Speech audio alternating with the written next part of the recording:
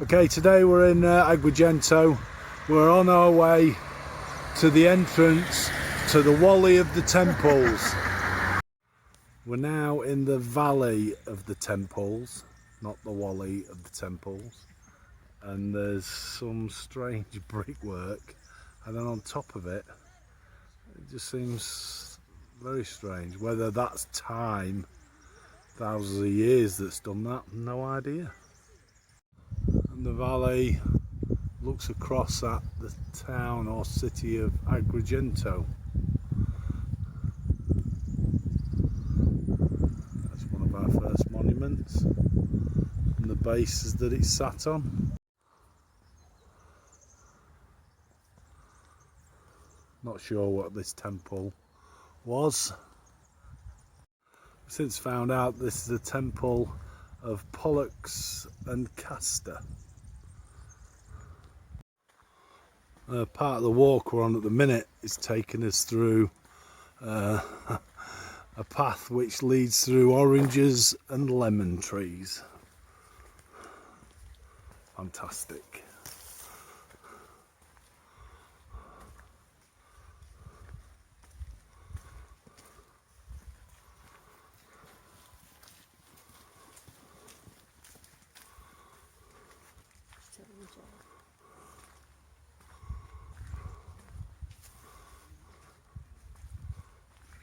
Really nice walk through. This is an indoor pool, what people would have bathed in around in near where the temples are. If you've ever wondered where pistachios come from, well, there's a pistachio tree, although I think they're a little bit out of season.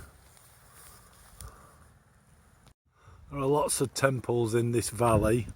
This is the Temple of Hephaestus and dates back to 425 BC. This area was dedicated to the Scythian gods, the Greek gods, dating back to 600 BC. Although this temple no longer stands, it was the temple of Zeus, and by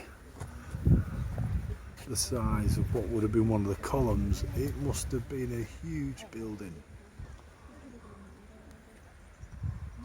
The valley is just full of different temples. A lot of them are totally derelict now, not as good as what we've seen before. This is a temple of Ercole.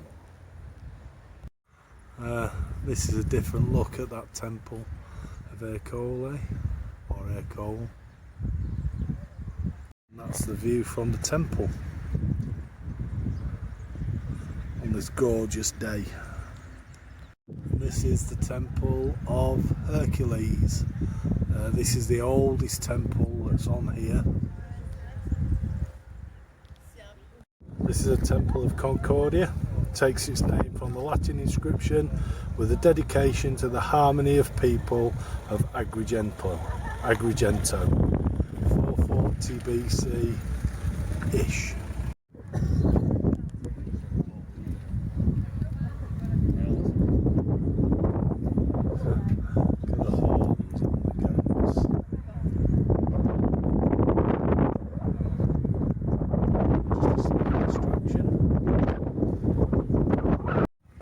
And back to the temple.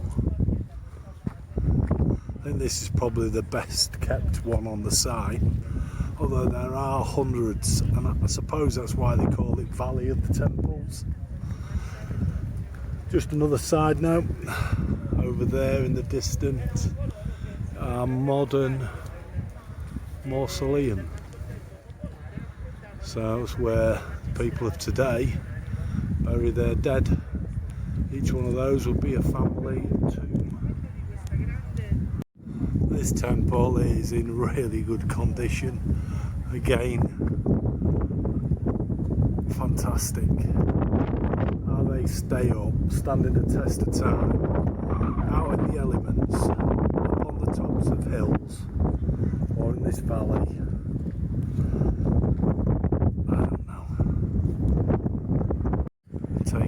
temple from the side, and the temple looks out across the valley and out to sea. You would have been able to see all of these temples for miles. Once again, Temple of Concordia, just spectacular. Christine's kindly stayed in the picture just to show you the scale of this monument to Icarus. Rather well endowed. This is huge. There's wings at the back.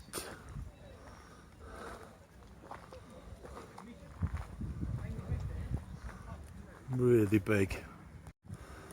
These statues, which were found, I think around about 2005, date back to the 1st century.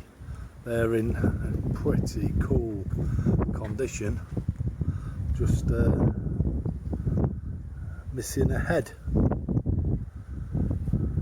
These date to about the 4th to 8th century AD, and they're tombs, so these would have been where possibly people were laid to rest.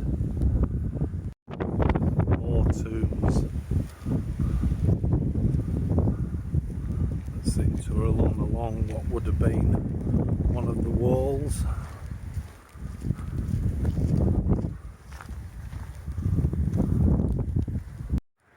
And at the highest point on the valley is the Temple of Juno. The Temple of Juno, as with most temples around here, is not sandstone. It's a very similar local material. The temple itself is quite magnificent.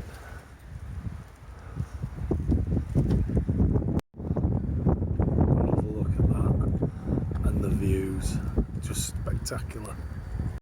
This temple was built 6th century BC, the Temple of Juno. Here from the Temple of Juno, this is looking down across the Valley of Temples. Within this valley there must be 20, 30 different temples. We've only shown some of the better ones, the rest ones have all crumbled away to rubble.